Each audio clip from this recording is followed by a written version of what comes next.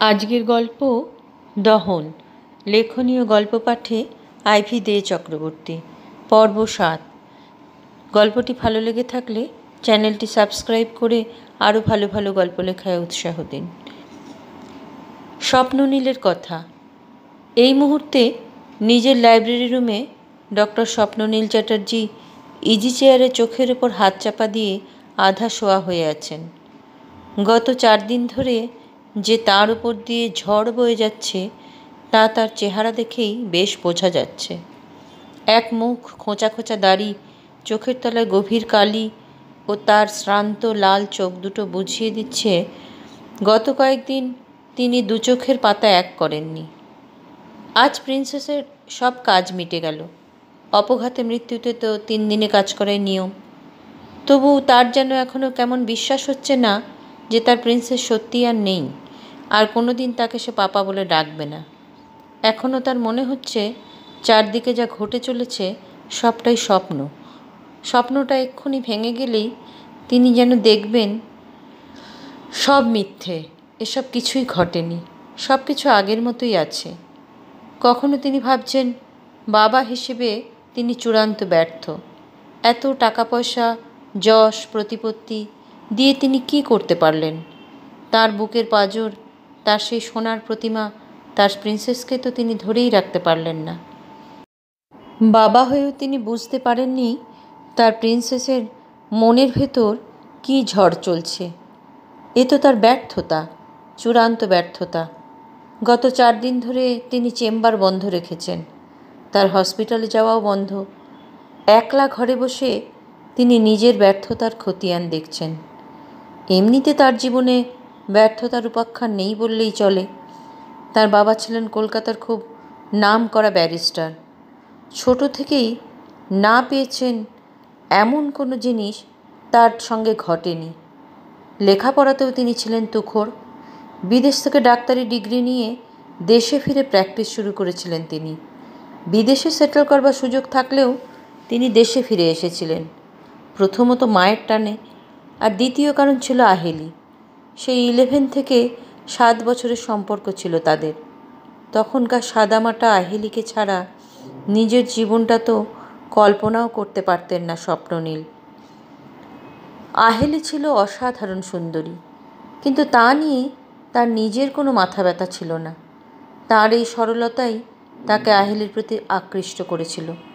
স্বপ্ননীল ভাবতে থাকেন সেদিনের সেই সরল সাদাসিধে আহেলি সময়ের সঙ্গে সঙ্গে কি ভীষণভাবে পাল্টে গেল। কিছুটা দোষ অবশ্য তাঁরও ছিল।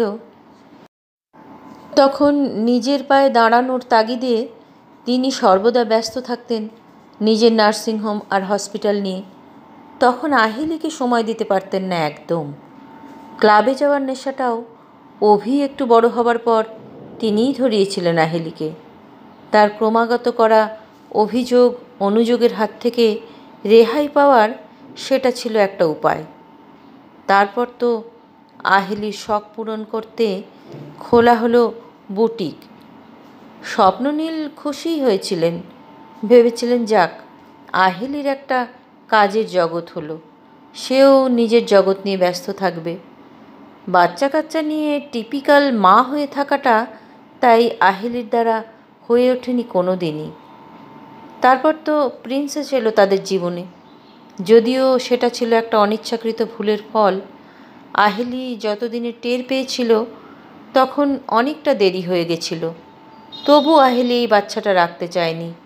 অনেক রাগারাগি কান্নাকাটি করেছিল সে, কিন্তু নিজে ডাক্তার হয়ে স্বপ্ননীল কিছুতেই চাননি একটা প্রাণকে নষ্ট করে ফেলতে। তাছাড়া তার মনে একটা আশা ছিল এবার যদি একটা মেয়ে হয়, তার একটা মেয়ের শখ যে চিরদিনের। তাই আহেলিকে অনেক বুঝিয়ে তিনি রাজি করান বাচ্চাটা রাখতে।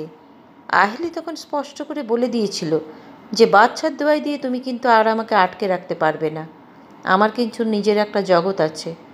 তাছাড়া এই বয়সে এসে বাচ্চা নিয়ে আদিক্ষেতাও আমি করতে পারবো না। স্বপ্ননীল ভেবেছিলেন এই হয়তো কথার কথা, বাচ্চা কোলে এলে কোনো মা তাকে অবহেলা করতে পারে না। কিন্তু স্বপ্ননীলের সে চিন্তাকে মিথ্যে প্রমাণ করে প্রিন্সেসের জন্মের মাত্র 2 মাসের মাথায় আহেলি ফিরে গেছিল নিজের কাজের জগতে। স্বপ্ননীলের সবচেয়ে খারাপ লেগেছিল ওইটুকু দুধের শিশুকে মায়ের বুকের দুধ থেকে বঞ্চিত করায়। ফিগার খারাপ হয়ে যাচ্ছে এই অজুহাতে আহেলি আর কিছুতেই মেয়েকে বুকের দুধ দিতে রাজি হয়নি। ফিগার ঠিক রাখার জন্য তখন জিমে জয়েন করে সে। স্বপ্ননীল বুঝিয়ে রাগারাগি করে কোনোভাবেই আহেলিকে তার ধারণা থেকে সরাতে পারেননি। মেয়েটা কাঁদত, প্রবলভাবে কাঁদত একটু বুকের দুধের জন্য, কিন্তু তাতে আহেলির মন গলত না। তখন সরমা মেয়েটাকে নিয়ে ঘুরে ঘুরে পিঠে চাপড় মেরে মেরে ওকে শান্ত করে ঘুম পাড়াতে চেষ্টা করত। আহেলি নার্সিংহোম থেকে ফেরার পর সরমাকে তিনি এনেছিলেন বেবির দেখাশোনা ও আহেলিকে হেল্প করার জন্য। যদিও প্রথমে সরমা আয়া সেন্টার থেকেই এসেছিল, কিন্তু সেই 7 দিন বয়সের একরত্তি মেয়েটাকে সামলাতে সামলাতে সরমার মায়া পড়ে গেছিল প্রিন্সেসের ওপর। আসলে সরমার প্রথম বাচ্চাটা 2 মাস বয়সে মারা যায়। তার কিছুদিন পরেই তার স্বামী মারা যাওয়াতে সে খুব অসহায় অবস্থায় এসে কলকাতায় আয়া সেন্টারে কাজ নিয়েছিল। অসহায় বিধবা সন্তানহীনা সরমার সন্তানের সেই অপূর্ণতাটা যেন প্রিন্সেসই পূর্ণ করে দিয়েছিল। প্রিন্সেসের প্রতি যে যত্ন, মনোযোগ, সে কেঁদে উঠলে সরমার চোখে তার প্রতি যে মায়া ফুটে উঠতে তিনি দেখেছেন, তা তিনি আহেলির মধ্যে কখনো দেখেননি। স্বপ্ননীল আসলে কখনো ভাবতে পারেননি যে বেশি বয়সের মাতৃত্ব আহেলিকে নিজের সন্তানের প্রতি এতটা উদাসীন করে দিতে পারে। তাই তিনি ডিসিশন নিতে দ্বিধা করেননি। 3 গুণ টাকা দিয়ে তিনি সরমাকে নিজের বাড়িতে পাকাপাকিভাবে রেখে দেওয়ার বন্দোবস্ত করেছিলেন। কারণ ছোট্ট শিশুটির তো আয়া নয়, একজন মায়ের প্রয়োজন ছিল। আর সরমার মধ্যে তিনি সেই মায়ের ছায়াকে খুঁজে পেয়েছিলেন। প্রিন্সেসও তার নিজের মায়ের থেকে তার শাম্মাকেই বেশি নির্ভর করত। তার যত আবদার, বায়না, দুষ্টুমি সব ছিল সরমার কাছে। অথচ আশ্চর্য এই যে প্রিন্সেস যত বড় হচ্ছিল, সরমার প্রতি ওর এই অতি নির্ভরতা আহেলির মনে বিরক্তি উৎপাদন করত। সঙ্গত কারণেই বাড়ির অধিকাংশ ব্যাপারে সরমাই বেশি জানত, কারণ সংসারটা তো সেই মূলত সামলাতো। শুধু প্রিন্সেস কেন, অভি আর তিনি নিজেও তো আস্তে আস্তে সব ব্যাপারে সরমাকেই নির্ভর করতে শুরু করেছিলেন। আর এখানেই ছিল আহেলির আপত্তি। ধীরে ধীরে ও সরমাকে অপছন্দ করতে শুরু করলো। সরমার প্রতি ওর ব্যবহারে সবসময় বুঝিয়ে দিত যে সেই এই বাড়ির মালিক, সরমা নয়। সরমা কোনো প্রতিবাদ করতো না, যদিও আহেলির সঙ্গে তার বাড়ির সম্পর্ক ছিল পরিযায়ী পাখির মতো। সে নিজের বুটিক, বন্ধুমহল, ক্লাব, পার্টি ইত্যাদি নিয়ে ব্যস্ত থাকত। ছেলে মেয়ের মনের খবর রাখার মানসিকতা বা ইচ্ছে কোনোটাই তার ছিল না। প্রিন্সেস যখন একটু একটু করে বড় হচ্ছে, তখন তিনি একদিন আহেলিকে বলেছিলেন মেয়ের দিকে নজর দিতে। এই বয়সে তাদের শারীরিক সমস্যার সাথে সাথে নানা রকম মানসিক সমস্যাও তো হয়। মা হিসেবে সেটা দেখা আহেলির কর্তব্য ছিল। আহেলি তার কথা শুনে হেসেই উড়িয়ে দিত, বলতো, তোমার মেয়ে এখনও অনেক ছোট আছে নীল, এখনই অত ভয় পাওয়ার মতো কিছু হয়নি। সেদিন যদি আহেলি তার কথাটা মন দিয়ে শুনত, তাহলে আজ হয়তো মেয়েটা বেঁচে থাকতো। স্বপ্ননীল ভাবতে থাকেন, দোষটা কার? বাবা হয়ে তারও অনেক দায় রয়েছে। তিনিও তো নিজের কাজের জগৎ নিয়ে বড্ড ব্যস্ত ছিলেন। আসলে তার পেশাটাই এমন যে সারাদিনে বিশেষ সময় তিনি পান না। ফ্যামিলিকে সেভাবে সময় দেওয়ার মতো সময় তার হাতে নেই।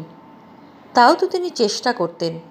ব্রেকফাস্ট টেবিলে তাই ছেলেমেয়ের সুবিধা অসুবিধাগুলো শুনে সেগুলো সমাধান করারও চেষ্টা করতেন।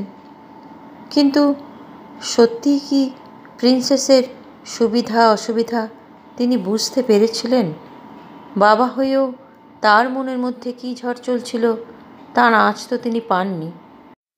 স্বপ্ননীলের মনে পড়ে মাস দুয়েক আগে প্রিন্সেসের হঠাৎ করেই খুব জ্বর এসেছিল। প্রায় 5-6 দিন ভুগেছিল মেয়েটা জ্বরে। সরমাই তো ওকে দেখাশোনা করতো। স্বপ্ননীল ওকেই ওষুধপত্র বুঝিয়ে দিতেন। তখন সকালে ও রাতে নার্সিংহোম থেকে ফিরে তিনি মেয়ের ঘরে যেতেন ওর খবর নিতে। তখন তিনি লক্ষ্য করেছিলেন মেয়ের গলায় ঘাড়ে কেমন একটা আঁচড়ের মতন দাগ। বিষয়টা তাকে চিন্তায় ফেলেছিল। তিনি ভেবেছিলেন প্রিন্সেস সেরে উঠলে এই বিষয়ে তাকে জিজ্ঞেস করবেন এগুলো কি করে হলো। প্রিন্সেসের পুরোপুরি সেরে উঠতে প্রায় দিন 10 লেগেছিল। ততদিনই কাজের চাপে তিনিও ব্যাপারটা প্রায় ভুলেই গেছিলেন। আরও একটা ব্যাপার তিনি খেয়াল করেছিলেন যে অসুখ থেকে সেরে ওঠার পর মেয়েটা যেন অতিরিক্ত বেশি চুপচাপ হয়ে গেছিল। ছোট থেকেই যদিও প্রিন্সেস ছিল বড়ই শান্ত ও বাধ্য মেয়ে, লেখাপড়াতেও সে ছিল মেধাবী, কিন্তু হঠাৎই সে যেন অতিরিক্ত গম্ভীর ও চুপচাপ হয়ে গেছিল। ব্রেকফাস্ট টেবিলেও সে যেন কিছুটা অন্যমনস্কই থাকতো। 5টা কথা বললে একটা উত্তর পাওয়া যেত। সবচেয়ে অবাক কাণ্ড, তার মিড টার্মের রেজাল্ট বেরোলে দেখা গেল সে এবার সেকেন্ড হয়েছে। যে মেয়ে কোনো দিন ক্লাসে ফার্স্ট ছাড়া কিছু হয়নি, তার এরকম রেজাল্ট সবাইকে রীতিমতো অবাক করেছিল। তবে স্বপ্ননীল ভেবেছিলেন অসুখ থেকে ওঠার মাত্র 5 দিনের মধ্যে পরীক্ষা শুরু হয়েছিল প্রিন্সেসের। হতে পারে সেটাও একটা কারণ। কিন্তু সবচেয়ে বেশি আপসেট হয়েছিল আহেলি। সে এমনিতে ছেলেমেয়ের খোঁজখবর বিশেষ রাখে না, কিন্তু মেয়ের রেজাল্ট শুনে তার তো একেবারে মাথায় আকাশ ভেঙে পড়েছিল। সেদিন স্বপ্ননীলও একটু তাড়াতাড়ি বাড়ি ফিরেছিলেন। রাতে খাবার টেবিলে সেদিন উপস্থিত ছিল আহেলিও, যেটা সচরাচর সে থাকে না। আহেলিকে এত আপসেট হতে, বিশেষ করে ছেলে মেয়ের ব্যাপারে, স্বপ্ননীল অনেক দিন দেখেননি।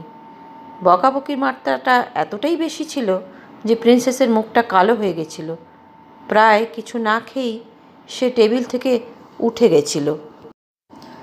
তবে আহেলি সেদিন একটা মারাত্মক কথা বলেছিল প্রিন্সেসকে, যে সে এরকম রেজাল্ট করেছে দেখে তাকে নিজের মেয়ে হিসেবে ভাবতেই নাকি লজ্জা করছে তার।